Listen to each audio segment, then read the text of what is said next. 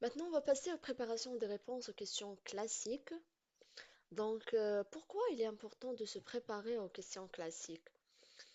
Il faut anticiper les attentes. Donc, les questions classiques sont posées dans presque tous les entretiens car elles permettent aux recruteurs de mieux comprendre votre profil, vos motivations et votre adéquation avec le poste.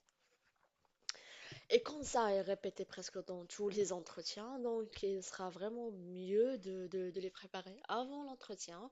Et bien sûr, pour réduire le stress, ça c'est bien pour vous voilà, quand le recruteur va vous poser une question que vous savez auparavant, donc vous savez avant l'entretien que vous avez déjà préparé, donc ça sera, vous allez répondre avec plus de confiance et tout.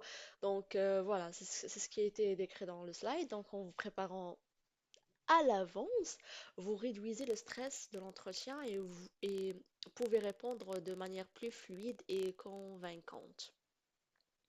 Mettre en avant vos points forts, cela vous permet de réfléchir à l'avance aux points forts que vous voulez mettre en avant et de préparer des réponses qui illustrent vos compétences et expériences de manière positive. Donc, ça sera mieux de bien préparer avant l'entretien parce que vous allez avoir le temps à réfléchir, de savoir, attends, est-ce que je dois dire ça, je dois dire ça et tout. Donc après, ce qui va passer, c'est que durant l'entretien, quand la question est posée, vous allez répondre. Vous allez répondre. Dans tous les cas, vous allez répondre. En fait, tous les candidats répondent. Mais ce qui compte, c'est que comment vous allez répondre. Ce que vous allez dire et comment vous allez répondre. Et tout ça, c'est préparé. euh, bah, c'est mieux de le préparer déjà. Donc, ça sera mieux. Donc, les questions classiques à préparer. Parlez-moi de vous. Cette question est souvent la première. Alors, préparez une réponse concise qui résume votre parcours, vos compétences principales et ce qui vous motive pour le poste.